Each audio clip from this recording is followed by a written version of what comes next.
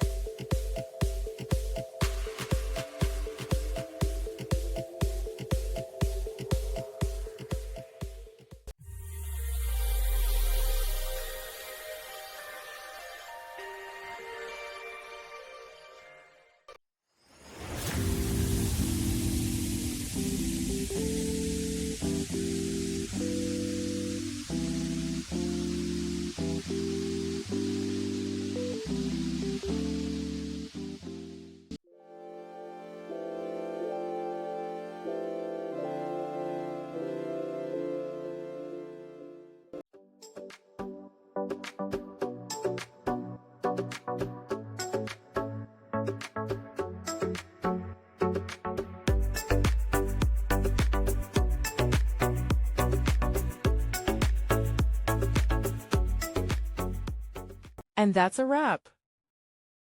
I hope you found the answer you were looking for. If you did, take a second to hit that subscribe button. It really helps out. And let me know in the comments which solution worked best for you. See you next time in the Debug Zone.